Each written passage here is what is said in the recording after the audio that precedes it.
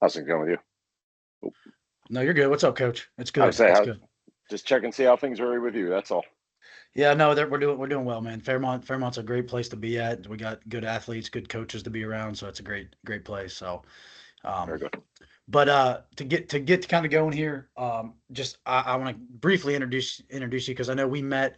I guess I mean heck, that was pre-COVID, like 2000. I don't know when what that National High School Would have Strength been, Coach Conference was at Pro Performance. it probably Uh, been like 2017, yeah, 2018, something like something like that. that. So, I mean, now, honestly, that was probably one of the first times that I'd really heard or got to talk to or meet a high school strength and conditioning coach. I feel like you're definitely, having on my notes, definitely one of the OGs, at least in my mind. I don't know how many people have been out there doing it longer than, I mean, I'm sure there are some, but I don't know how many there are. At least in terms of just the level that you've been at. So just kind of give everybody a little bit of background. About I know you played football at Slippery Rock, Yep. and then I know kind of some of the stops that you've been, but just kind of give everybody an update of like what your coaching history and even a little bit into your playing history and stuff like that if you want to. Yeah. Yeah. So, simply, my name's Frank Cremonese. I grew up in Latrobe, Pennsylvania, which is kind of famous more for where like the Steelers do their practice, and Arnold Palmer, famous golfer and stuff like that. But growing up, I'll be honest, like I played college football. I ran track through the shot put discus stuff like that. Um, but really ended up not liking the training side of things ever, which is always comical to me. It was something that I would was a necessary evil in my life. And then later on, circling back because of injuries, fell in love with it. At Slippery Rock, played for the 5 years that I was up there. Still have a year of eligibility left, but I don't think they want a 40-year-old tight end anymore. Um, and during that time, my first time up there, I ended up blowing out an ACL and found a group of guys that we just kind of started training together. And then ever since then, it was just a journey on how to get into those things. Post college, I really wasn't trying to be strength and conditioning. I have my undergraduate in physical education. I originally thought it was going to be like all phys ed, like your traditional model of phys ed.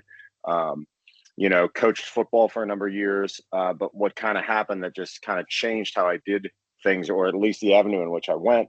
I was living, and you're not probably familiar with geographical, but I was living in Moon Township, which is on one side of the airport, teaching in Latrobe, which is on the other side, which is about an hour and 40-minute commute each direction.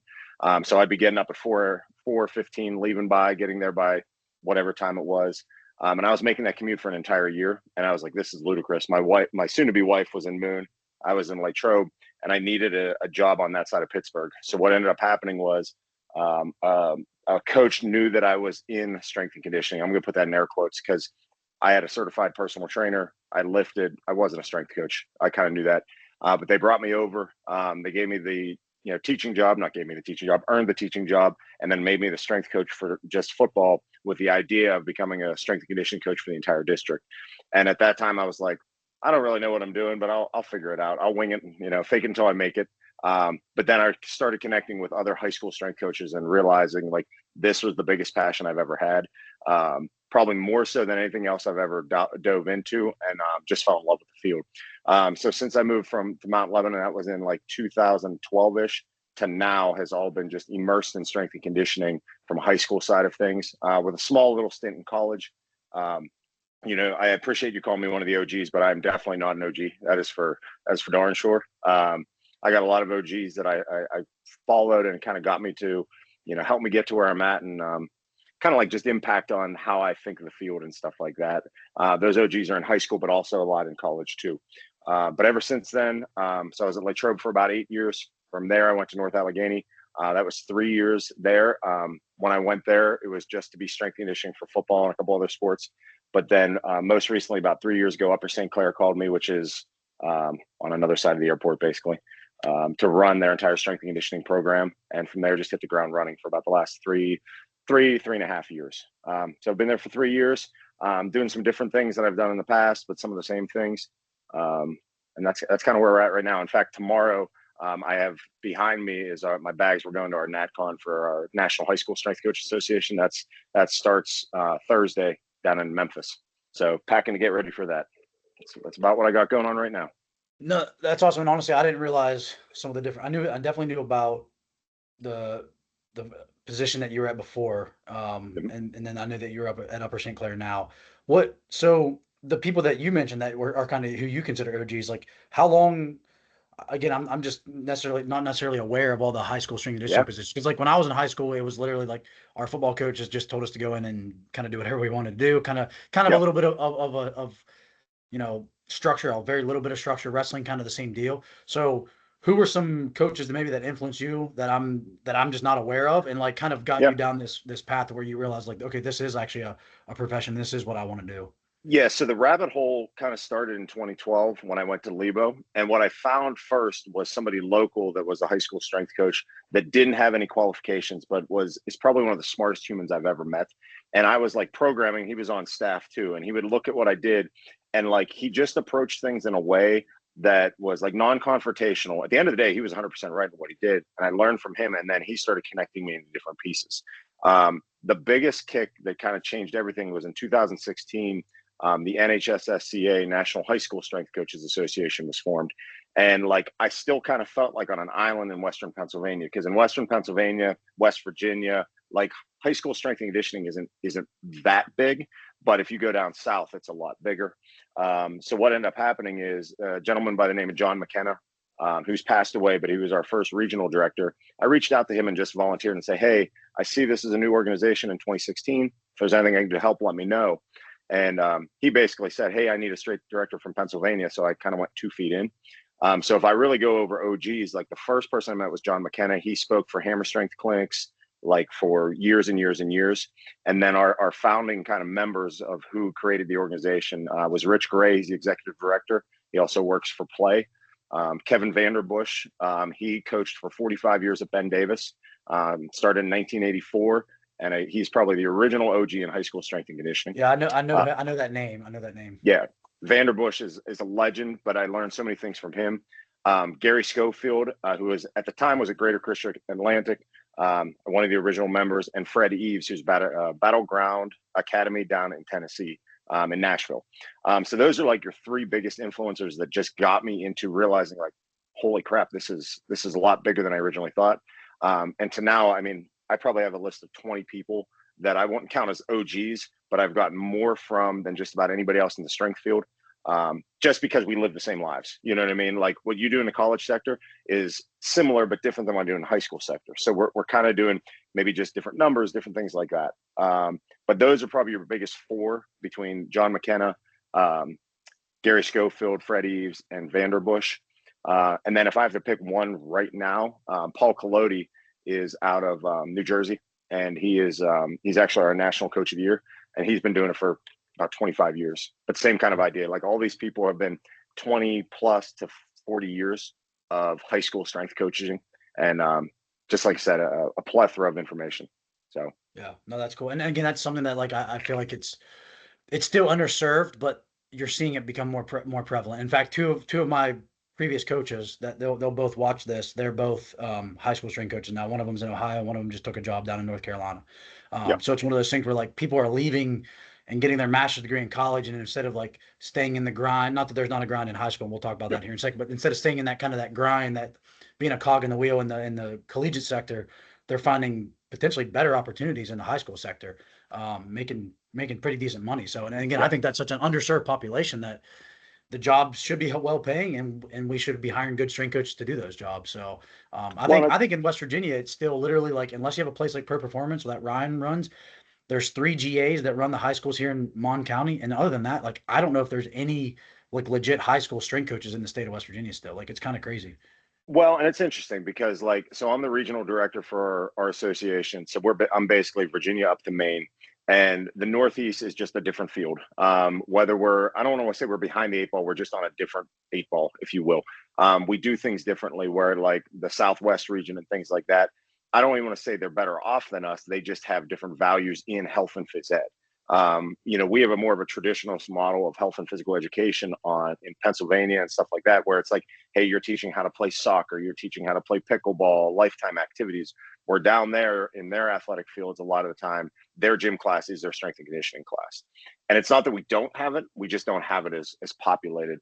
And that is a hope of ours in strength and conditioning on the high school side, that every single high school has certified and qualified strength and conditioning coaches to be able to do these things. So it's not, just the football coach. And I don't even want to knock that, because there are some football coaches that Oh are yeah, there great is. strength coaches. Yeah. Absolutely. but just that they have the other, things backing them to make sure, they're qualified, certified, like athletic trainers and stuff. Right. So, No, absolutely. And that's things there's great coaches like you mentioned, one of your influencers that didn't have certification, didn't even maybe have a formal degree in it, but just because of trial and error and just getting in the yeah, trenches and learning on the fly, like they end up being better strength coaches than somebody that has their PhD in exercise physiology or something. So it's one of those where like it's definitely not a knock on the people that are doing it yeah, because the fact that they're doing it is the most important aspect anyway. So yeah, and that's like I actually talked to my high school football coach. It was our head coach, and I talked to him not as regularly as I used to, but we still have a good relationship. We're still good yeah, friends, and it's something where like I don't hold anything against them for what they didn't know. What I do appreciate is just the fact that they had us doing something. You know what I'm saying? So it's one of those where like that to me means a lot. It goes a lot of way whether you're certified or not, whether if you're yeah, doing it for the right reasons, you're doing the right thing. So let's get into a little bit about I guess just like what your kind of your day to day looks like, what teams yeah. you oversee. Obviously, you mentioned you oversee everything there now at Upper St. Clair. So like just kind of get us into like your what your week looks like, maybe what the semesters look like, just some basic kind of Yeah. rundown of what your job entails. Yeah. So basically, 3 years ago when I started, basically what happened was unique circumstance. I got hired to run all strength and conditioning. And I didn't know this going into it. That's 27 varsity sports. I knew that obviously, but the day I walked in, what they didn't tell me is they actually took all of their people that ran individual sports, like their football strength coach, their basketball and volleyball, whatever, and they basically said, "You no longer have a job." So I kind of walked into a hornet's nest, like you costed me one of my best friends' strength job. And again, it's all supplemental. So it's like a couple grand here, things like that.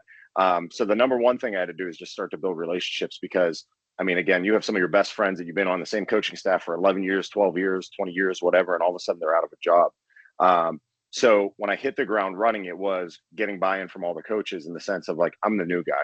And what I first had to do kind of was just kind of get time under my belt with our athletes and prove to all the coaches that I hate to always say this, I'm the head strength coach on air quotations, whatever, but I'm really everybody's assistant.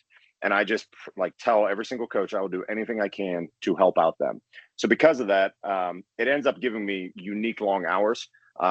Like right now, last school year, if you take last school year starting in the fall, I would be Monday through Saturday, usually starting at about 6:30 in the morning, and then going all the way till about 7 or 8 at night. And that was consistent Monday through Friday. Friday night games, I would be there until 9:30, 10 o'clock, and then we'd restart on Saturday. Saturday would be about to 1. So I was putting in, 60 hours a week, 65 hours a week in the room, not even including programming behind. And I was doing that with really one half assistant, and I love the person to death. When I say half assistant, it was really somebody that's not in strength and conditioning, but is a great human, played sports in college, and helping me out just so I can go home and see my own boys. During the school day, though, I have no strength and conditioning courses. I was teaching traditional health and phys ed, but what they did to kind of help out is they changed my health and phys ed course where kids now have what they call flex sessions. And for their gym class during their free block, they can come up to the weight room anytime they want and complete their flex sessions. So I would be able to get a lot of in-season groups on during the day, a lot of general pop kids during the day. So like during block one, you'd have 10 football players, 3 cheerleaders, 5 soccer kids, whatever. And it would be a giant melting pot of all of athletics and general pop and then come together so that I would never really leave the weight room. Because the year prior to that, I was a traditional phys ed teacher and the strength coach. Now it's kind of like all combined. So when it comes to teams train, though, we pair everybody up together. The only team that trains by themselves is probably football. And that's only because of a logistical reason. 100 kids on a team. We only have one weight room.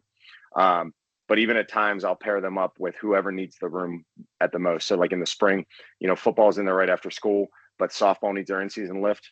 Guess what? Softball gets priority, which gives me a lot of credit with all of our sports. They know I'm not just a football only guy. So they get the room for the first 30 while we do field work with the varsity, things like that. Long story short, 27 teams. I'm blessed that all things come through me, but I also make sure that our head coaches have ownership into their own programs. So for an example, if they have a coach that wants to do something, they write up whatever they want to do. They give it to me, not for approval, but so that we can have a conversation about it. So we sit down with pretty much all the head coaches talking about what type of conditioning they want to do or what they need out of their team. And then I have them help run their own teams, but then also under the guidance of what it is. And knock on wood, over the past 3 years, we've been better off than we were probably before that, in the sense of communications done well between ATC and us. The head coaches are happy. The assistant coaches are happy. And knock on wood, we've had no major issues of conflict of interest slash anger towards each other, if that makes sense. But that's the general idea. I know that's a long word vomit idea, but that's pretty much what happens on my day to day. That makes sense. And honestly, that's kind of about what I expected because of the fact that you just got some. So how many total athletes is that if you have 27 teams? We got about 750 athletes are on the rosters. If you add them all up together, 700 to 800 on any given day. Like Monday, first day of the summer workouts, that was a week ago, was 251 kids in one day. The next day was a new 200 kids. So we'll have about 450 to 500 that consistently come year round. And then you'll have that ebb and flow where, sometimes some teams they'll have representation, but they won't have the full group. Right. And you look at it that way. We always have, knock on wood, we always have representation from all 27 sports. It just depends how many from each sport, if that makes sense. So is that just like, are the coaches lenient with like attendance, or is it like some teams are mandatory, some teams aren't? It isn't mandatory. It's voluntary, or is it just time of the year? It's manda voluntary for some teams. So for an example, like football, they just know better. They don't miss. Knock on wood. I've said knock on wood 12 times. Sorry, I got to come up with a new quote by the end of this tonight. They don't ever miss, very rarely, for multiple reasons. But I actually said this to the head coach the other day. Like those kids, since I've been there, because they hated me on day one. Because it was a meathead, let's just squat, dead, and bench. Not that there's anything wrong with that, but it was a lot more high performance model.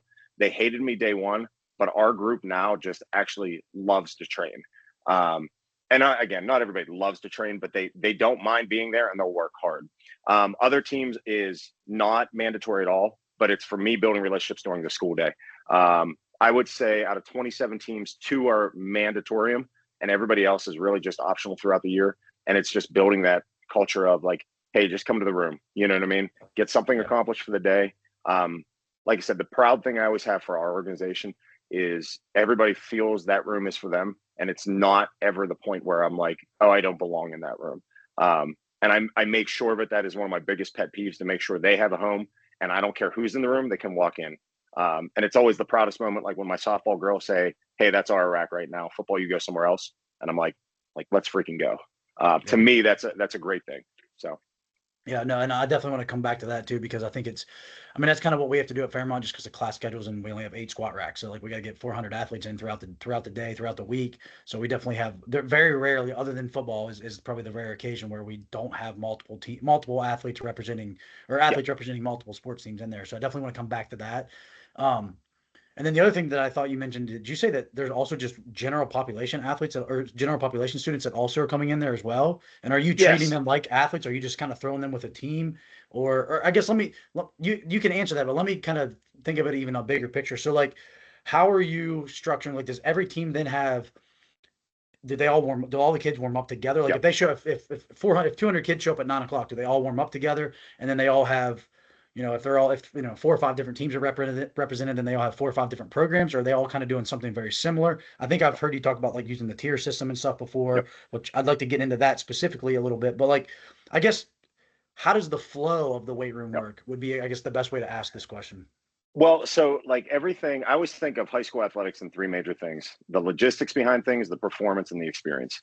Those are all equal, but logistics is the biggest driver I always deal with. How it usually works, though, is we do have general pop, we have teams, things like that. We all do the same general prep in the sense of what we're going to do. So, for an example, this morning, my 8:30 group, hockey, golf, and spring sports. It's just kind of how we labeled it. They would all come in, they would all do their warm up together. And then what happens is I usually break it down where they end up having the same performance circuit for the most part, with some alterations. So for an example, today was depth catches, weighted jumps, weighted triple extension. Wrestling would do neutral grip chins, while volleyball was doing pogos.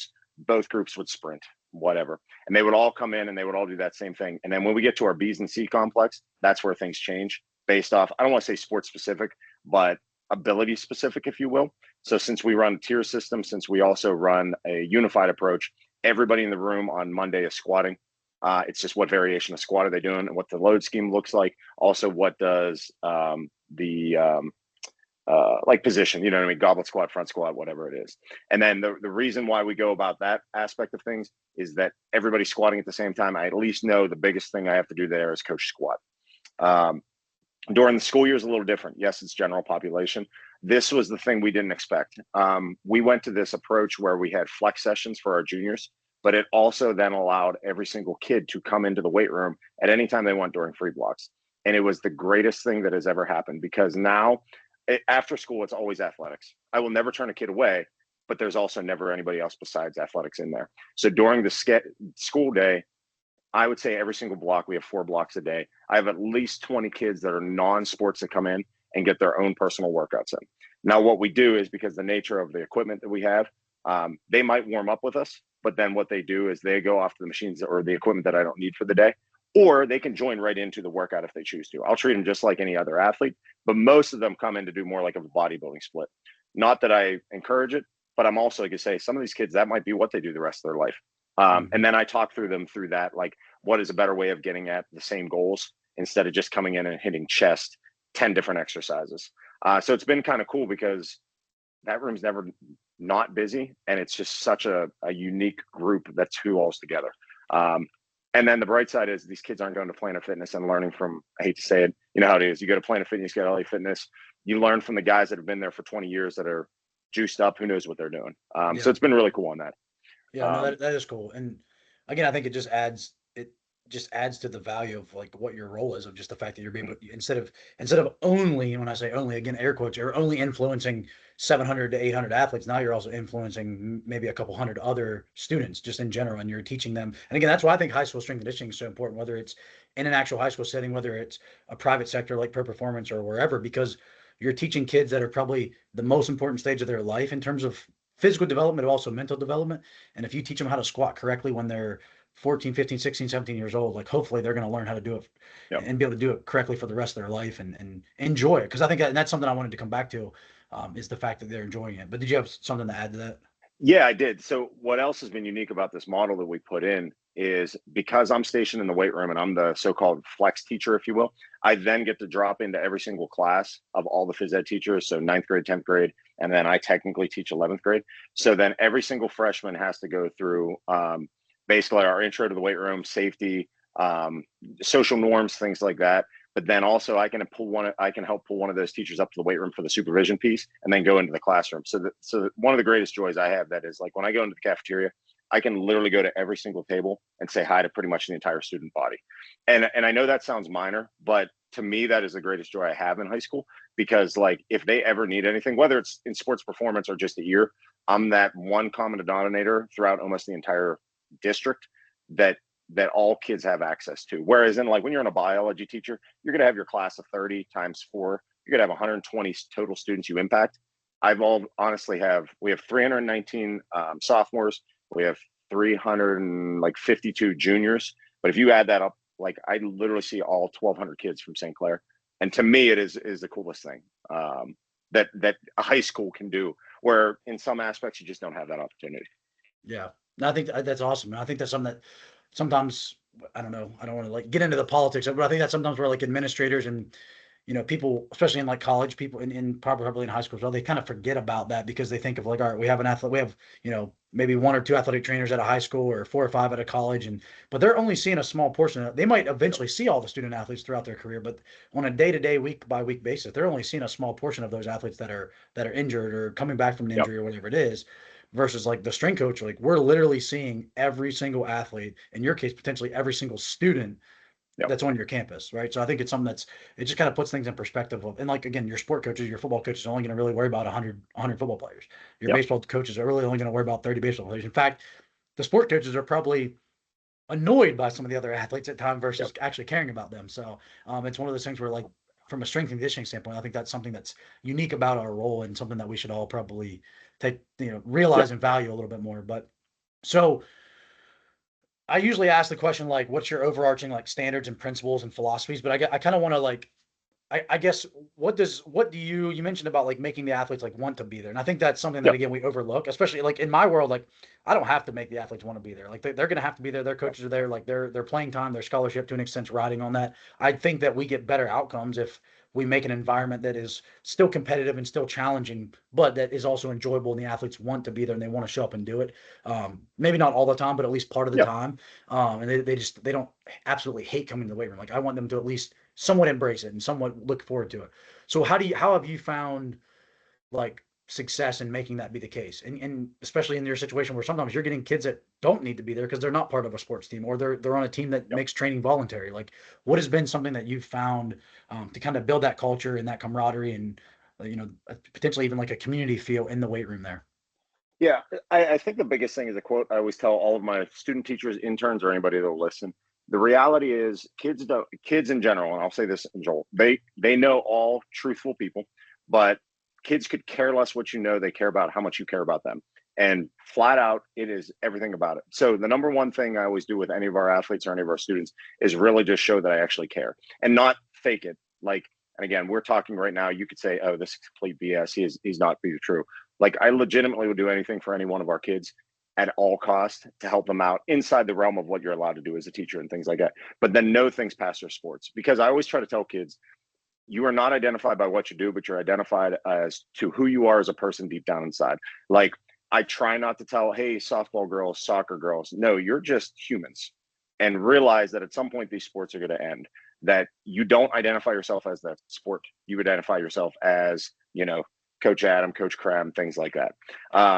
And when you go through and you just live your day like that, kids just show up. I mean, honestly, I didn't recruit. I don't try to sell things. I just be who I am and make sure they know that I'm a trustworthy person, that I'll listen to them, that I'll care about them. I'll go out of my way to help them out. Um, and it can be something as simple as like, hey, you all right? You need a hug?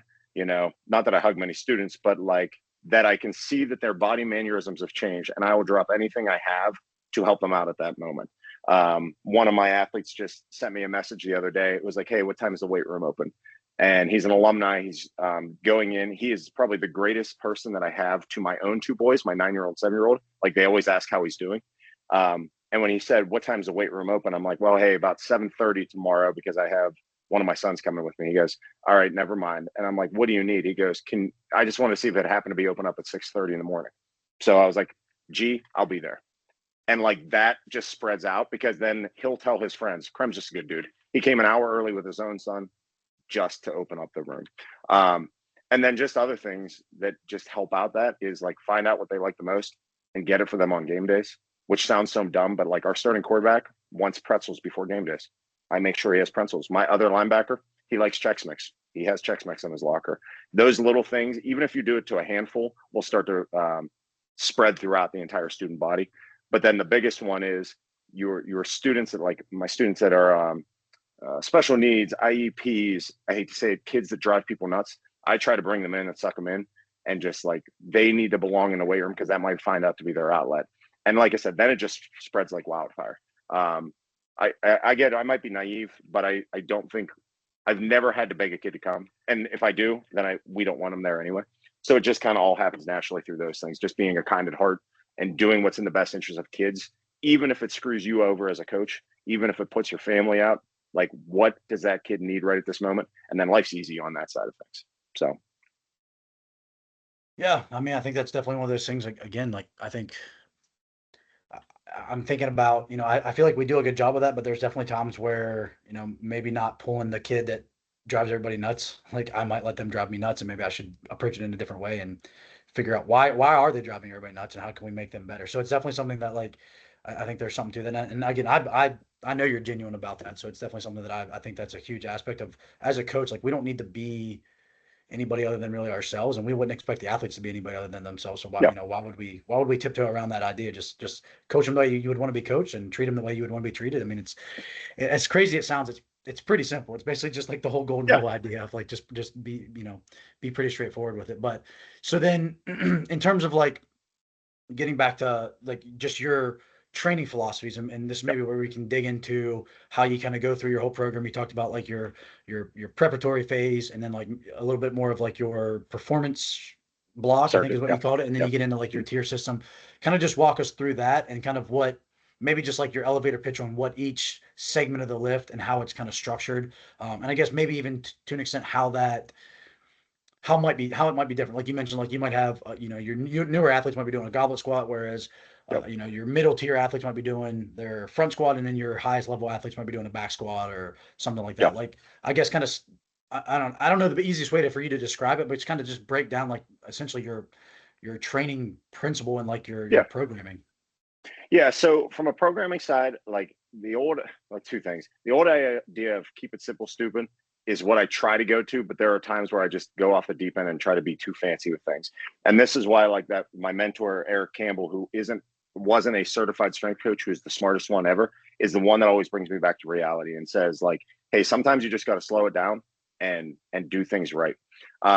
If you look at it from start to finish, from freshman year or block zero all the way up to our highest level athletes, I try to not put them by year. I try to put them by just ability level. So block zero, you could be a senior, you could be a freshman, doesn't really matter. Block two, so on and so forth. Everybody always starts in the same general ideas. So when we hit summer one, right now, or summer week one, on the so-called dry erase board, if you will, everybody's doing the block zero workout, and then modifications are on their way up. The easiest way to do that then is I know the room is the safest, because the number one priority is making sure our room is safe. When it comes to our groups of athletes and things like that, some move up quicker, some move up slower based off of what it is. But if you look at it this way, when we're all teaching goblet squat, sorry, I'm kind of getting all mixed on how I want to go about this. Let me restart here. Let's start with the warm up, because we're all doing the same general warm up. General warm up wise will be, like I said, you saw me present up at Youngstown State. We do a neurological approach. We do an RPR approach. Kyle Dietz, Dan Fichter, and everybody does that. The major reason why I'm doing that is multiple things. Get the brain to work, / I know our sport coaches, I love them to death, aren't going to do any of that. They're not working on eye tracking. They're not working on central nervous system. They're doing a traditional dynamic warm-up, which is not wrong with that. We do traditional dynamic warm-ups, but I know they're already getting it. When we break off into groups like that, they get to all train alongside of each other. But when I have the most regressed exercise posted, I then can go around throughout the weeks and then progress them as they go up. We don't have any set standards in the sense of you have to goblet squat 100 pounds before you move to a Zercher squat. You have to front squat into this before you get to a back squat. I always do it off of movement quality. And that's something that I walk around and kind of see. I have my key criteria that I do. For the reality is, this goes back to like the experience. Some kids are going to want a back squat. Some kids are never going to want a back squat. If that they can do a load of a 45-pound bar and it looks beautiful, then I'm going to let them eventually back squat, for the sheer sense that, otherwise they're just going to go to the rec center and do it themselves. So we'll load them up sooner. Now, what we will do is we'll obviously be a percentage-based program. We'll go APRE for our upper level kids, or we'll just go 5-3-1 if we're just in a strength block. I'll give them their prescribed weights, so it's not just stupid stuff like putting a bar on their back.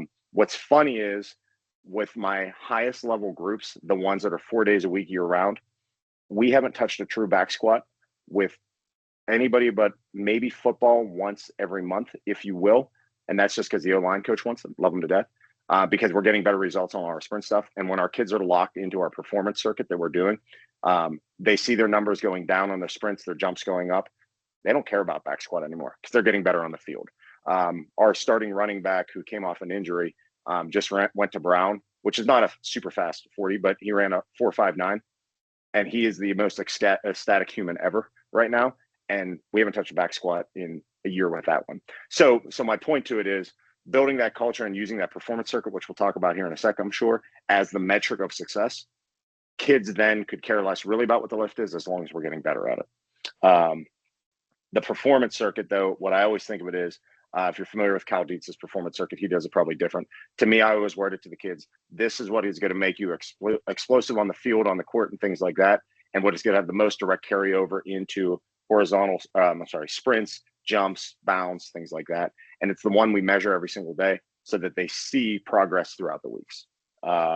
Everybody's doing the same one during that day, because if in a sprint, if you're getting faster in a sprint, you're going to have a faster double leg takedown on the mat. That's why I have to word it. It's not perfect, but it works well enough for them, and they see the success in it. start asking a question if you have one, because I feel like I'm everywhere right No, now. it makes sense to me, and honestly, it's very similar to I think kind of how I'm sure you're familiar, but like Mike Boyle's talked about how they kind of have their flow. And I did this a Yeah, little bit whenever I worked at the one private sector place down in Florida, where everybody would come in, everybody would warm up together, everybody would maybe have like their own individualized mobility stuff that they would do. They do that kind of yeah, first, and they would all everybody would do their own like prep and warm up, and then everybody would do the same. Like Mondays was always like a acceleration day, Wednesday would be like a yeah, top velocity day, Friday would be like a change of direction day or something like that. There would always be some sort of plyometric, like power development series with that, some sort of maybe trunk stability or mobility drill, and then everybody would do the same testing yeah, procedures. And then like the Olympic lifts would kind of be the same. Like Monday would be, I forget, snatch or clean or something, and then we yeah, go down the list. And then like you mentioned, when you would get into like their actual then training block, that would be where it would be different. That would be where maybe where like a football guy would do back squat, a yeah, basketball guy might do like a step up or something like that. yeah.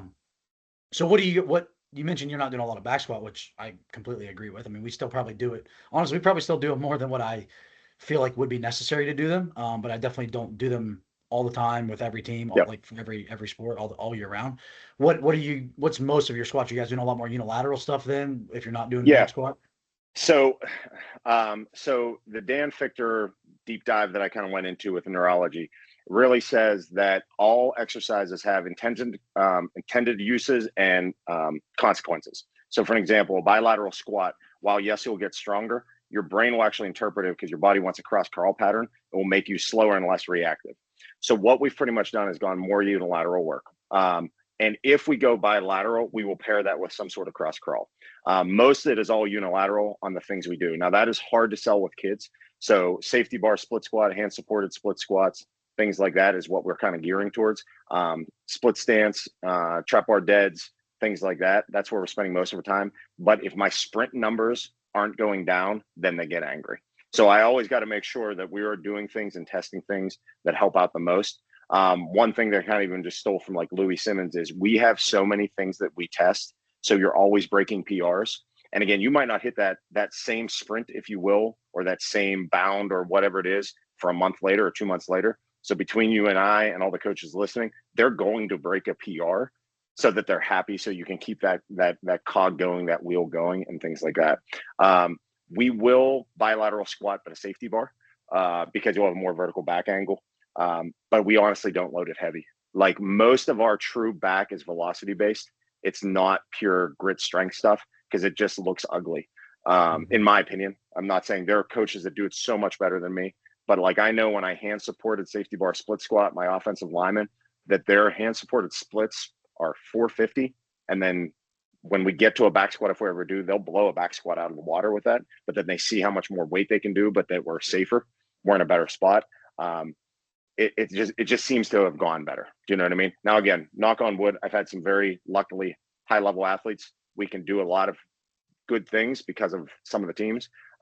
This next cycle of kids coming up through, we're going to be going back to some more basics because I just think that we're not where that graduating class was from, if that makes sense. Yeah.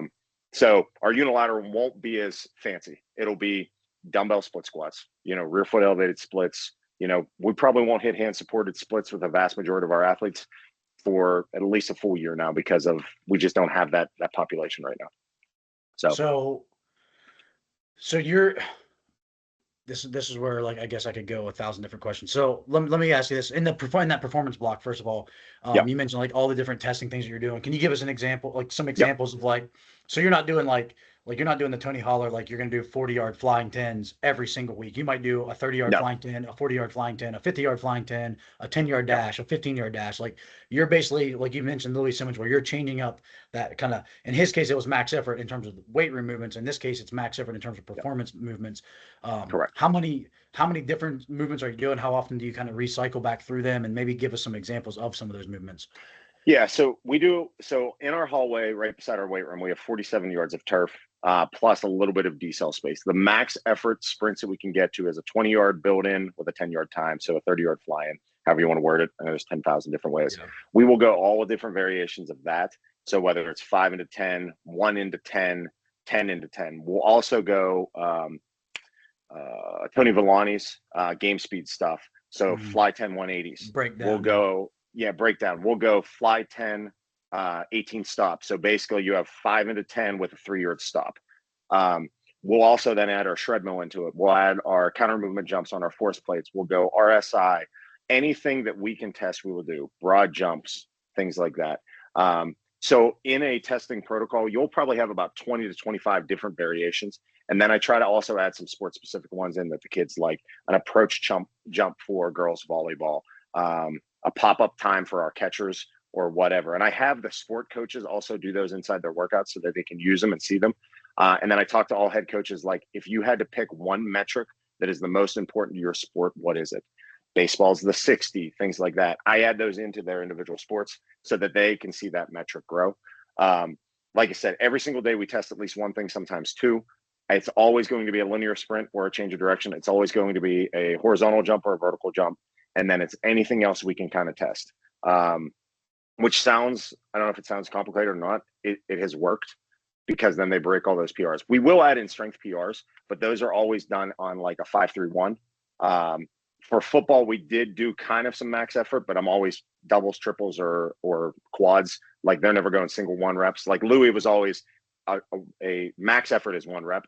Right. I can't do that on a high school athlete, in my opinion, unless I know it's a very safe 1 rep.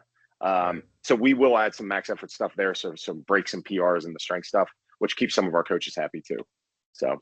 So you did kind of bring this up, like, in terms of just managing it. How do you, with it just being you and just one kind of part-time assistant, are you guys using Traineroic or some, you're using Trainer, and how are you tracking all that? Are you going back and, like, are you filling out a testing sheet like every day? Like, you have a full roster and here's who did this and did that, like, and then you're logging it. Like, I guess my question is, like, I think sometimes we're inefficient with 400 athletes. Like, I can't imagine keeping track of 800 athletes, like running PRs on everything. So how are you managing that?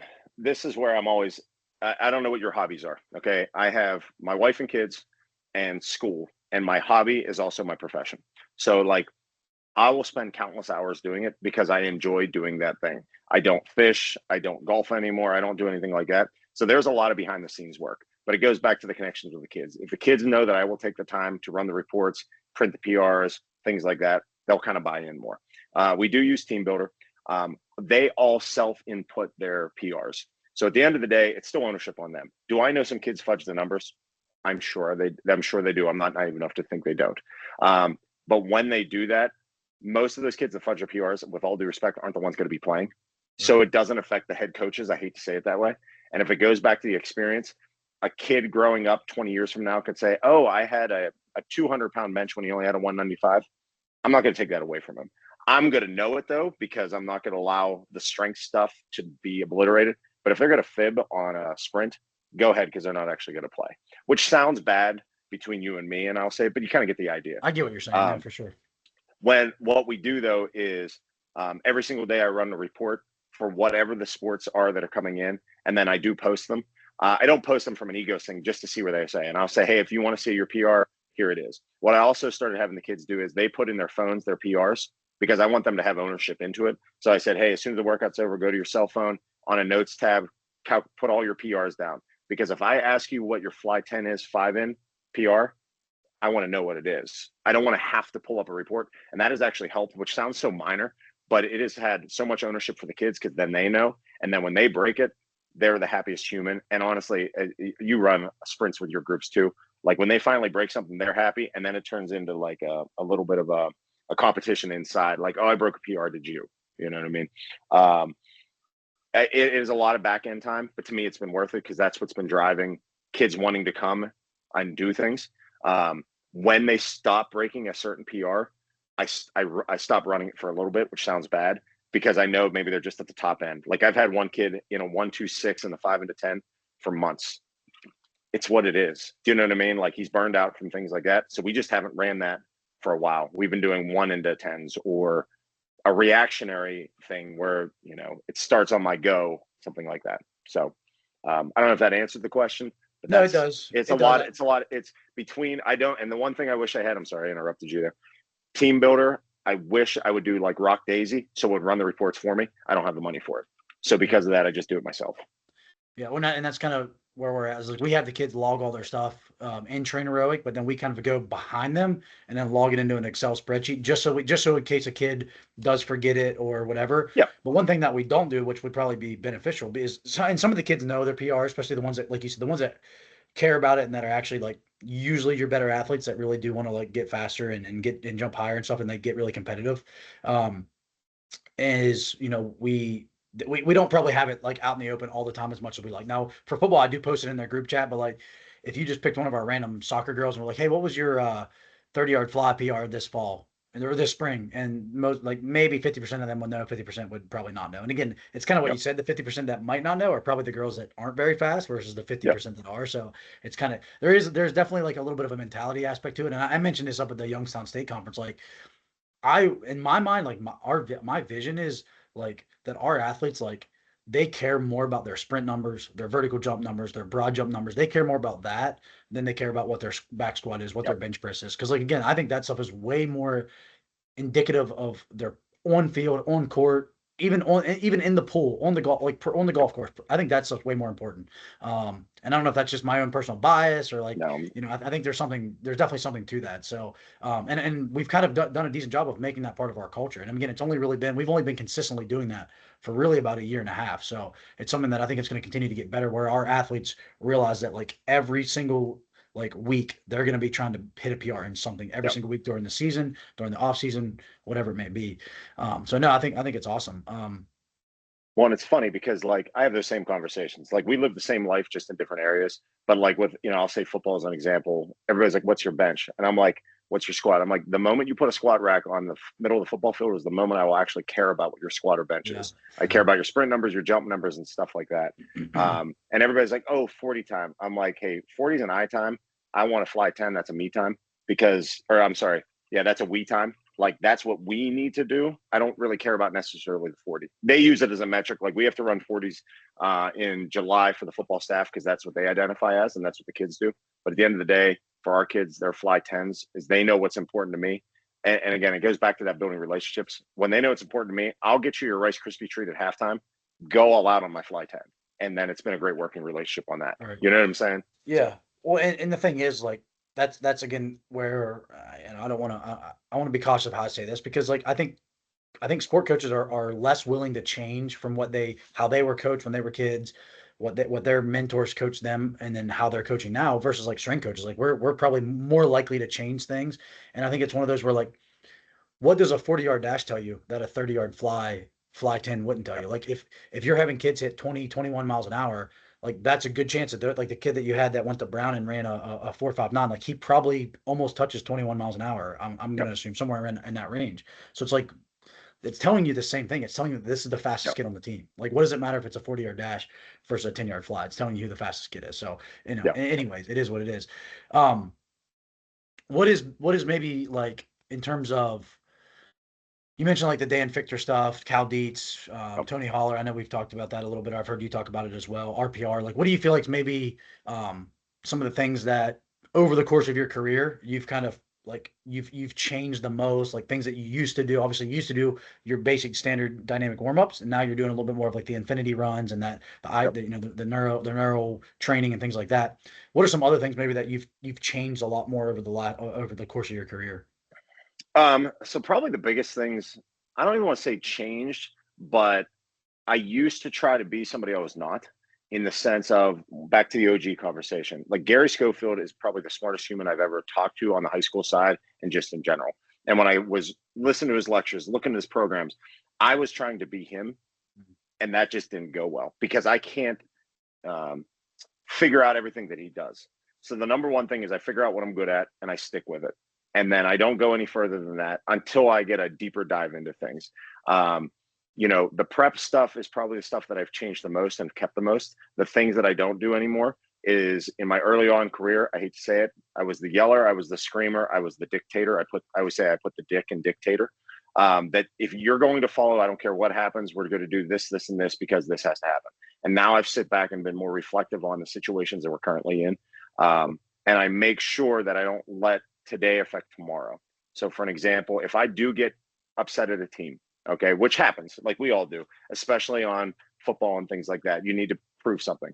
If I if I'm going to lose my mind, it is going to be methodically planned out ahead of time, that I have exactly what I'm going to do if I have to lose my mind to get their minds right, or whatever you will. Like, you'll never see me fly off the deep end and add more to the training volume, because it's going to totally screw up what we've done before. And that's probably the biggest change, is just load management and understanding. Yes, you're building a culture. Yes, you're doing this, but everything's going to be specifically planned out to make sure we keep progressing towards that. Because sometimes kids need a foot in the butt. But you better make sure you don't mess up tomorrow's workout or tomorrow's practice or the 7-on-7 or anything like that. That's probably what I've changed the most in most recent years. From a training side, programming wise, not much has changed for me, except for that warm up and stuff like that. Like, I still use 5-3-1. I still use APRE, linear periodization in our block zero kids. I mean, a high school athlete's simple. I hate to say it that way. One, you don't hurt them. Two, they're hitting puberty. I can look like a genius, pretty simple, if I don't hurt them and they hit puberty, if that makes sense. Genius sounds arrogant, but I think you know what I'm saying. I know what you're saying. Honestly, I feel like that to an extent about college kids. Like, I don't think, and I was actually talking to my GA about this morning, is like, I don't think it's really that hard to get college kids, especially those with low training ages, to get. I don't think it's really that hard to get them all that much stronger. Like, I really think that's that's the easiest part of our job. The hardest part sometimes is, I think from a speed and power development standpoint, I think sometimes, especially you get kids with higher training ages, that sometimes can be challenging. A little bit more, like, we get a junior or senior wide receiver, running back, DB that ran track, that's been around a speed and power development culture, that can be a little bit more challenging. But you get a freshman like offensive lineman that comes in and they can't bench press or squat their body weight. Like, it's so easy to get them into the 400 pounds on both those exercises, in my opinion.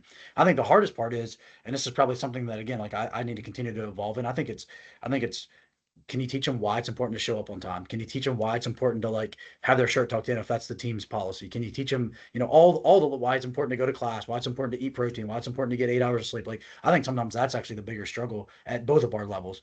And you mentioned about, like, changing your personality. Like, that's something I definitely need to continue to get better at, because I definitely will, like, lose my mind sometimes. And the person that I always think of when I lose my mind is, like, I always go back to Bobby Sapezi, Bobby at Cal. Yeah. Like, that dude is the most, like, stoic person. And he wasn't always like that. From, like, our women's basketball coach, our women's basketball coaches, our head coach and our assistant, both played at Cal. And one of them had Bobby for like 4 years. And then the other one came through and had Bobby. And their stories of how Bobby was as a strength coach is completely different. And it's like that, and it's like one of those things where that to me is like, that's not like, some people would look at that as a bad thing and be like, oh, Bobby got soft. And it's like, no, Bobby adapted to like the demographic of people that he's coaching, and he's going to get more out of them because of that. So, like, that's something that I respect, and definitely something that I need to continue to get better at. What is, like, in terms of maybe, things that, and I know you probably don't get to be around a lot of young coaches, maybe, if you don't know how often you're taking interns or things like that. But what do you feel like something that, when you remember talking to young coaches, or questions that young coaches come up to you and ask, what are some questions that they're typically asking, maybe outside of what I've already asked you, that you feel like would be like words of wisdom, or things that you would impart on them, whether it's program design or periodization, or whether it's the mental aspect, like or the coaching aspect we were just talking about? Yeah. With young coaches, one is, I guess, simple. And again, may I ask how old you are in this whole conversation? Like, I'm 40. I'm 35. I'm 35. Okay, so we're roughly the same age group. I'm way older than you, but get the idea.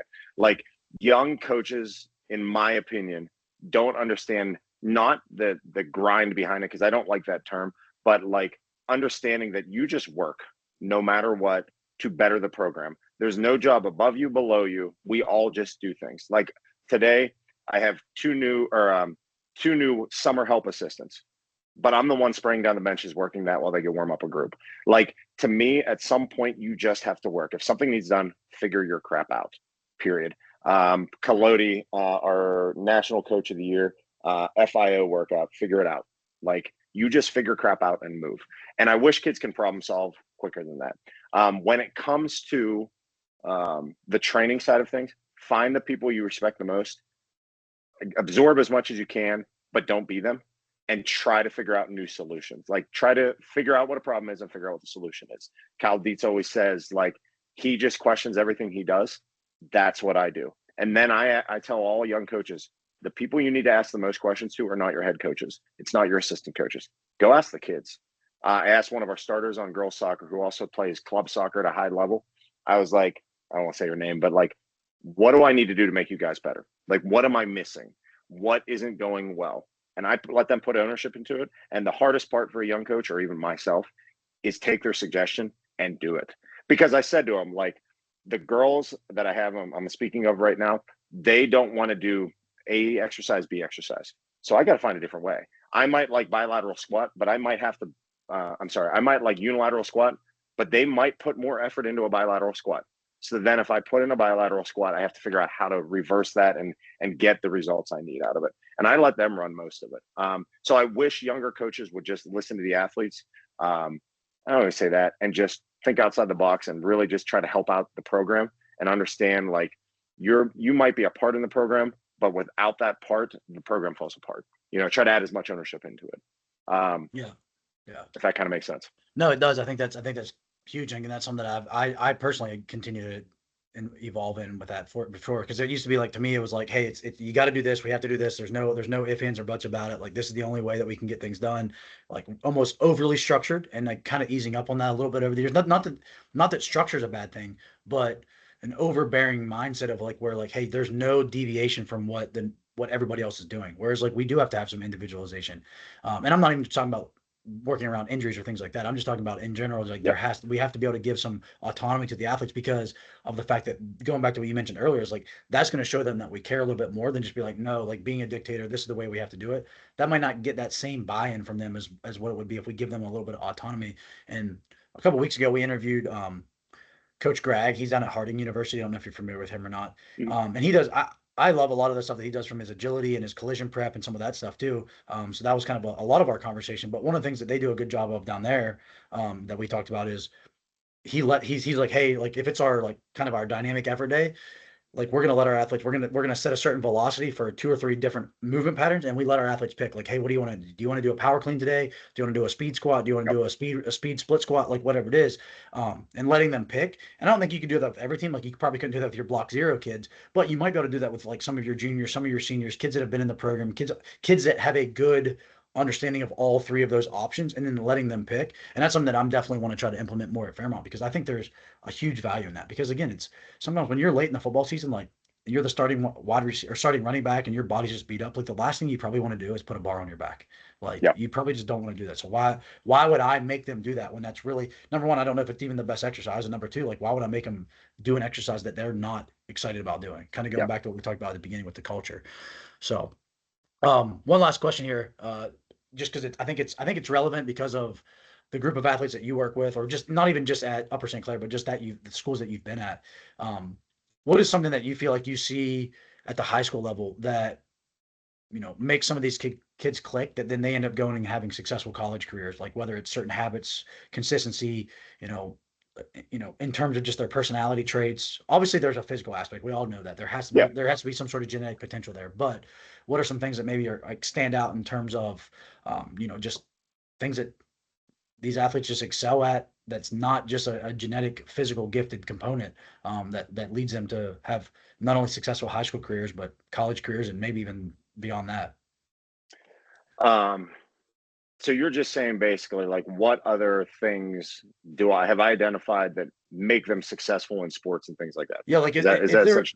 yeah, if there's like 100 freshmen come in, and like, Yeah. you get to spend like a week with them all, like, there might be 3 or 4 that you can already start to identify of, like, this kid's a good athlete, like, he's already one of the fastest freshmen we have. Yeah. But like, there's other things that you just see them do. Like, is there something that you feel like definitely been some trends that you can pick out and be like, this kid's probably going to be successful? Yeah, so you look at success in a couple different avenues. To me, the most important is successful human in general.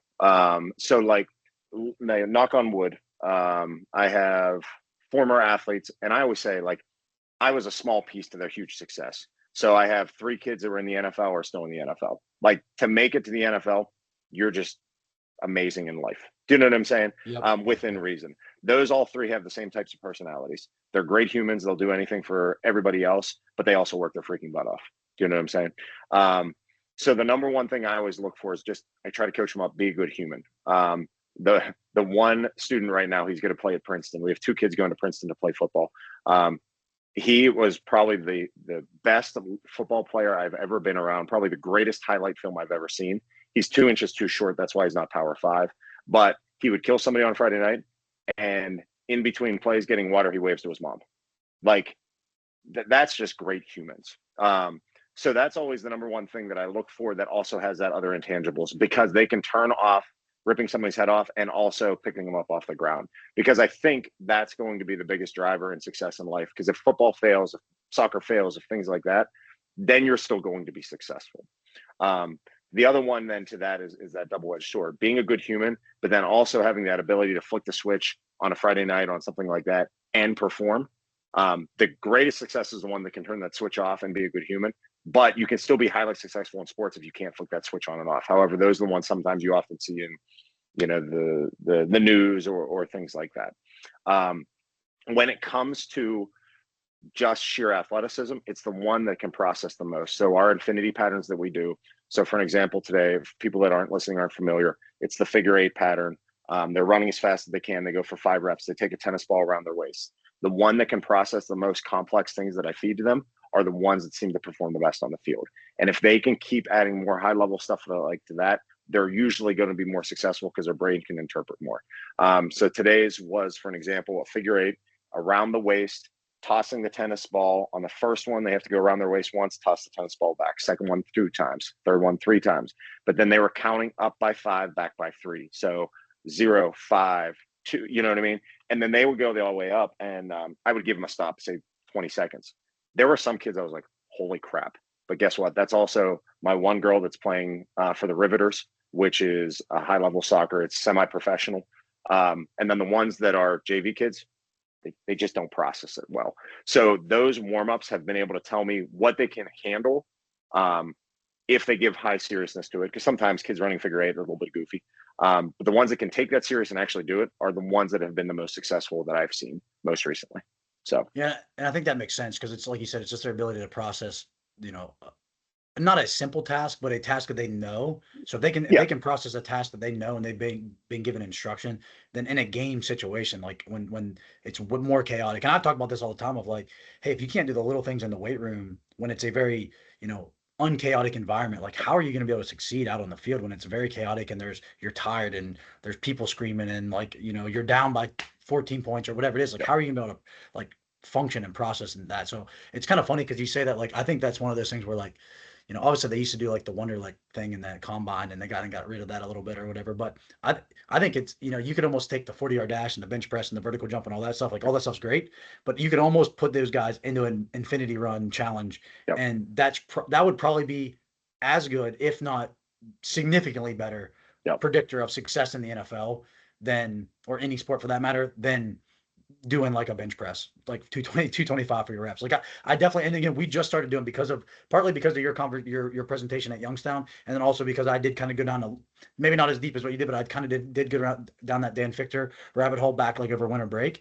And honestly, he kept talking about these infinity runs and I'd never even really, I knew Cal Dietz. I think I saw him do it, but I never really did them. I kind of looked at him and like, that seems stupid.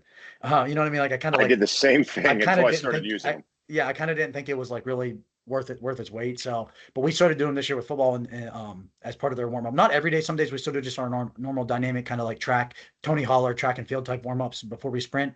But on our like multi-directional day, we've been doing it as our warm up. So 2 days a week. And I definitely, the guys that have been good at it are the guys that are going to play the most for us, if that makes sense. Like, and that's only with a handful of our football guys back right now this summer. So when we get more of our guys back, I have a sneaky suspicion that those guys that are going to end up picking that up very quickly are also going to be the guys that are going to be our big contributors this fall. So what were you going to add something there?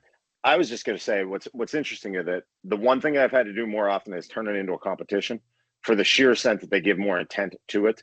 And then I'll change it. So in other words, 20-second goes back to that 5, back to 3, so on and so forth.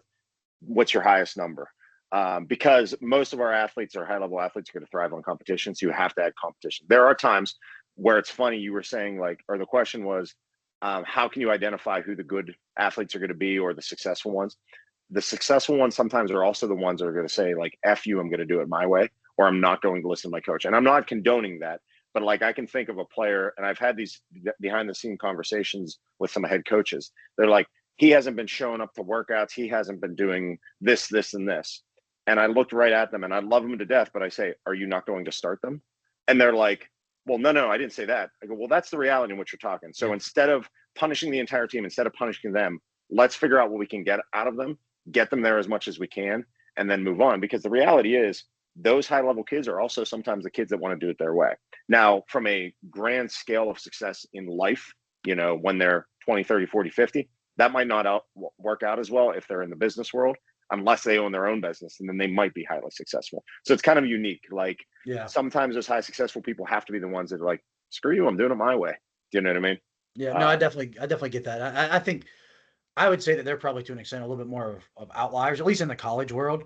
But Absolutely. in terms of what you're saying, like that is one thing that, as much as I love being a strength coach, I and this is going to kind of sound arrogant. I wish for like one semester I could just take one of our sports teams, especially one of the teams that don't have great like accountability and don't have like a great culture. I wish I could just take control of them for one semester and just Yes. coach it. Like I might like whether I'm just gonna we'll just pick a random sport here and we'll just say like our men's basketball team. Like Yeah. we have great talent, but like they'll have guys that I'm just gonna throw one of the bus. They'll have guys that won't wear their warm up jersey during a Yep. warm up walkthrough. They're out there in PJ pants and a sweatshirt. Yep. Like to me, like Yep. little stuff like that drives me absolutely bonkers. And I don't care if that kid's the best kid on the team. We just got GPS trackers LPS trackers for the football or for the we got GPS for football last year, but LPS for the basketball teams. Basketball. Yeah. And like we bought basically a unit for every single guy, at least every like scholarship guy. And there was like 4 or 5 of our main guys that just refused to either wear it or just they Yep. refused to wear it in the right spot. And to me, like the coaches would be like, I don't know what to say to him. I'm like, tell that kid that if he doesn't wear it, you're gonna bench him. Like it's you do that one time, you Yep. solve that problem for the rest of the season for everybody, not just for that kid, but Yep. you solve it for everybody else. And I just don't know. I don't know. I think that's easy for strength coaches to say, like, because we don't have to work like our paycheck, quote unquote, doesn't depend on wins and losses. But it's one of those where like are you setting that kid up for like you might be winning that game because that's the best player on your team right now, but are Yep. you really setting them up for success later in life? Are you really setting up your full team culture for success like in the years coming? Because what ends up happening is a lot of times it ends up being like, and obviously you don't have to deal with this, but like it ends up being like graduate transfer kids that are coming here and they're one and done and they've already had a good successful career at some other school. They're stopping. They're basically doing a pit stop with us because they want to go try to play at a higher level and win a championship and then go get a chance to play professionally or whatever it is. Like, so to me, it's like they're not bought into the same message, which is okay if we have one really good year. But what about those freshmen that you brought in that then learn that they can get Yep. away with that same shit that these grad transfers and super seniors and stuff are getting away with? So that's one of those things that to me just drives me nuts. What's kind of as kind of a last question, like what's your approach to situations like that, dealing with sport coaches that maybe don't have the same culture or the same standards as what you do in the weight room? Because that's something that we just deal with all the time in our profession. Yeah, and it's one of those things like, so one, I've always said I'm everybody's assistant coach. At the end of the day, if a head coach says for me to do something, I usually end up doing it. However, I also have my standards that I like, I don't want to say demand, that sounds bad, but like kids know darn well when I talk, you don't. I don't care what else happens, but they have that respect. We have that respect back and forth that it happens naturally. I always try to put myself alongside the teams, but my own separate entity, and that's strategically placed so that I can hopefully continue to build the culture. Now, where it's a little bit different from your lens and my lens is our kids match the personality for the head coach they're in front of the most recently. So if I have a 3-sport athlete, it's so funny. You'll see them have the same personality traits as their head coach in the fall sport. Then all of a sudden they come on the winter sport, they'll match that personality. So they're just a sponge off of their most recent coach. So then from my lens, I always think of if they're a sponge off them, they'll be a sponge off me all the time because I'm on that common denominator. What I always then try to do is a couple things on we'll call them like war daddies, like the ones that they're going to go all out, but then also might be that confrontational where they don't want to follow suit. I always try to figure out a way to get them to buy in as much as I humanly possibly can and identify that to the other teams, but then also take away things that I know hurt them in the sense of things that they strive for. Like they always want to be the best. So when we run, I will set a PR so they're not the number one, which drops them down a little bit of a peg a little bit, but then also makes them want to conform into different things, which sounds kind of odd, but it seems to work out. Or I will highlight them to make them even more of a war daddy in that certain aspect of things. When it comes to the head coaches and stuff like that, that's an ongoing struggle I think we will always have in the profession, because the reality is we're never, between you and me, going to have that ability to take control of entire teams. However, if I can get the relationship close enough with the head coaches that they will listen to my voices, then that usually helps. One of the coaches up at NA, in my opinion, one of the greatest football coaches in Western Pennsylvania, gave me that full composure to do anything that I want to do with the team. Like gave the trust. He would call me, "What are we doing tomorrow?" Stuff like that. For that, I'm ever grateful. So much so that he would talk to me behind the scenes about what his message to his team was in the aspect of, are we running more? Are we not running more? Things like that. And it's funny because there's a reason why he's the best head coach in Western Pennsylvania, because he lets his coaches be the coaches, and then he's the overseer of things. And he leaves ego at the door. You know what I mean? And again, he's a head football coach with some of the best wins in Western Pennsylvania. And he knows he's successful. I'm not calling him arrogant, but you get that point. But he lets his coaches be coaches. So I don't know if I even really answered the question. I feel like I, as always, spun around it. But those will be like the things that to me have worked in my experience Yeah. of things, you know? Yeah, no, I think that makes sense. And again, it's one of those where like we can't get caught up in the things that we can't control. Like I can't take No. over a certain team. I just have to, like you said, those athletes at certain parts of the year, they end up spending more time with us as the strength coach. So we try to just be kind of like that beacon of what our standards are. Because like I said, most of the time we probably have higher standards than some of their sport coaches do most of the time. But then we also have some athletes that their sport coaches have really high standards for them as well. And then I think that's where we just need to echo those standards and then just try to like coach up the athletes when they're in the weight room and kind of, build that from the standpoint of like, hey, like I mentioned before, what we do in the weight room is kind of like it's kind of a microcosm of what happens out on the competitive field and in the real world. So like if you can't Yep. listen to instructions in here, if you can't, have attention to detail, if you can't show up on time in here, it's gonna be really hard to do those little things out there. So Well, it's kind of funny, if you don't mind me adding one thing into no, this. you're good. Like you said, we control what we can control. Okay. So Friday nights to me, just because playing in college and stuff like that, that's a special place, Friday nights. So because of that, like my game day routine starts at like 7 a.m. And goes all the way until kickoff. Like I don't go home, I don't do things like that. One thing I do is every single time, whether it's a home game or away game, I set up the locker room to the way that it's meant to be done. All the chairs are perfectly uniformed. I have our food cart, I have our Gatorade, I have things like that. And then the kids come destroy it, and then they don't clean up after themselves. But then I have a handful of kids that do at the end. And one of the kids said to me, like last year, they're like, "Why do you do that every time if half the team doesn't respect what you're doing with it?" I go, "Yeah, but you noticed."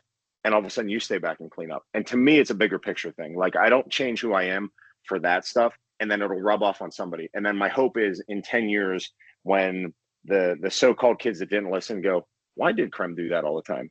And then it like clicks. So the thing is, we'll never know when it clicks, if it clicks, but you hope that it does. Because like I've been teaching now for almost 20 years. Like I'll actually get a randomly a Facebook post or a message from a student from one of my first 2 years that says, "Hey, I know you don't remember me. You used to do this all the time. I used to get pissed at you, but thank you." And to me, that's like the greatest compliment ever. So like that's why like where we'll get frustrated, we will never get that one team, but that's going to rub off on some people eventually. We just might never know it, if that makes sense.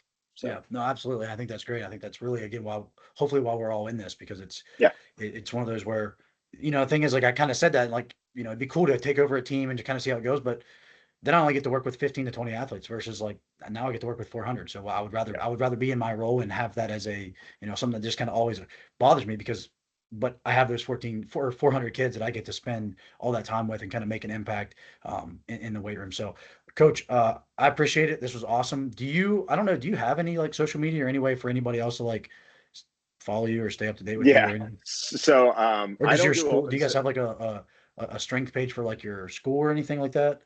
Not a whole lot on that. So social media wise, I'm at Coach Krem, whether that's on Instagram or X or Twitter or whatever it is. I don't post a lot. I do most of the social media posting for the NHSSCA. So anything I do is usually there. You can put my email in the notes if you don't mind. It's fcremonese at really long uscsd.k12.pa.us or just frankcremonese at gmail. Or if you have friends, just give them my number. I don't care.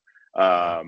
But that is one aspect I've never dove into that I need to, for the sheer sense it should highlight what we do at our school, not for me personally, but just like what our kids are doing. You know what I Yeah. mean?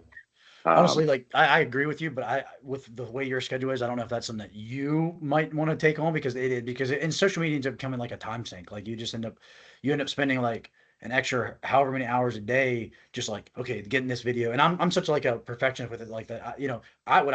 My suggestion, whatever, take it for what it's worth, is like start a page and then like give like your assistant or one of your like seniors or something like Yep. that, give them a chance to like post and like put stuff on there because they're going to know what kids are going to look at anyways. And at the end of the day, you're kind of doing Yep. it to promote what the kids are doing and kind of share that with other kids and other parents and supporters. So it's like one of those things where like we have a social media page for the Fairmont State Strength account that I run, but like I might post there 3 times a year because it's just like it becomes a time sink. You know what I mean? So it's like Yep. I usually would like to pass it off to somebody else, but that's just my own personal opinion and advice because it's like your time's so limited that it's like I probably already spend too much time on my phone. I know I spend too much time on my phone as Yep. it is. So it's like one of those things where like anything I can do to spend less time. But I think it's also great to get this content out there. Like I think you have so much, you know, experience and knowledge of doing things at the high school level that like people would want to know about that. But again, that's why I like doing this interview, and I know we'll probably have at least the 20 to 25 people in my network will watch it. And if that's it that watches it, that's fine because that's the people that I care about the most anyways. And if Yep. some other people kind of stumble across it at some point, then they can stumble across it. But I used to be a member of the High School Strength Conditioning Association back when I worked at Pro. I need to go on and follow you guys' account because I don't follow you guys on Instagram. So I need to follow it and make sure that I'm staying up to date with you guys. Because like I said, I love the idea of being in the high school realm. I love the college sector. I love my job right now, but that high school realm is. I guess let's finish with this last question. Like, what do you Yep. think is the biggest pro and any cons potentially that are in in the high school sector? Um, so there's a lot of, to me, it's where you find yourself and spend the most time. Um, I don't see many cons at all. The pros are this: one, job security, and especially in the state of Pennsylvania. Like between you and me, nobody's coming after my job. Where in strength and conditioning on a college level, there are sometimes the head coach wants you gone because they don't like you, things like that. Number two, you have a greater impact in my, I have a greater impact in my opinion on kids because I see them from the ground up and I can make those lasting impacts. You do the same thing because you're a great coach, but they're also already 18, 19, 20, Right. 21. You know, Yeah. I always think of things like I used to, do you know Todd Hammer at all? Yeah. Yep. So Hammer would say, you know, you're a successful coach. At least I think this was his quote, by how many weddings you got invited to. I know I'm a successful coach by how many graduation parties I've had, and you know what I mean. And to me, that is the greatest thing. If you get invited to kids' grad party, it's not that they want the money; it's because they legitimately want you there. Because you're not their friend, you're not anything else. You're just there to help them out. Like most teachers are the same thing; they'll give you to one or two. So those are the things that are the coolest. Some of the grind things are sometimes you feel like you're on an island. The one thing I respect for you and your staff, I assume that you're like-minded with people around you. You can talk shop all the time. I have myself, and that's really about it. So because of that, when we have connections, talk to Ryan down at Proform, you know, like those are the people I have to associate with. And our high school association, I text them on a daily basis because I don't have anybody like-minded that can bounce ideas off of. Right. I'm literally on an island, and that's not a bad thing. It's just everybody comes to me, which is great. But then I can't go to anybody else in my high school except just a friend, that the English teacher down the room or down the hall, if that kind of makes sense. So Yeah. that's about my only negative is I feel like I'm on an island, but it's not Yeah. it's not a bad island to be on. No, I could definitely see that. And honestly, that's part of the reason that I kind of started doing this coaching calls. It was to help my GAs and interns and kind of honestly, it started off by me just reaching out to coaches that had previously worked for me and hopping in and just kind of checking in with them and learning from them and kind of what their next step in their career was. And then it's kind of grown a little bit to now I'm reaching out to other coaches like in my network and even sometimes coaches outside of my network that I'm just literally randomly sending a message to and seeing if they'd want to do it. And it's one of those things where like that even at the Division 2 level, that happens sometimes being on an island because of the fact that it's me and I have two GAs and like a paid intern. And it's like, yeah, there might be three or four of us on staff, but like I don't like always being the person that's like the most knowledgeable, right? Or the most Yeah, experience. Like it's nice to be able to talk to other people that have either equal experience, more experience, like more knowledge than me, or just do things differently. Even if they're, we just talked to Coach Davis that he was also at the Youngstown State that's up at Akron. He's only in his yeah, fourth or fifth year at being a college strength coach. And it's just one of those things where like there's stuff to learn from him, even though he's only been doing this for 4 or 5 years. Honestly, there might be more to learn from somebody that's only been doing it for 4 to 5 years sometimes because they're so fresh and they're looking at things with like a fresh perspective and they're not like stuck in the same like they're not stuck doing the same stuff that they've been doing for 30 25 30 years like there's definitely probably some strength coaches out there that have literally been doing the exact same program for 30 years. So yeah. I definitely think that's a cool aspect of getting to do this. So I appreciate it. I do want to wrap up because I want to be respectful of your time. So I'll definitely put in the notes ways for those that are going to watch it to be able to communicate with you. And at some point we definitely need to do it again because I didn't even get to ask you half the questions I wanted to ask you. So I Well, really that's because I appreciate it. had That's because I had word vomit the entire time, and I don't know if I answered one question the whole time. I think I was like all the way around it. But anytime you just let me know, and I'd be on. I'd be honored to be on. Yeah, I think we need to add next time we'll do it, we'll put a knock on wood tracker at the bottom too for how many. Oh, good lord! It was like 14 knock on woods. It's like when somebody says the entire time you talk to them. Yeah. So Yeah. No, it's good. It was awesome. I appreciate it, Coach. Good talking to you. Thank you. you too, man.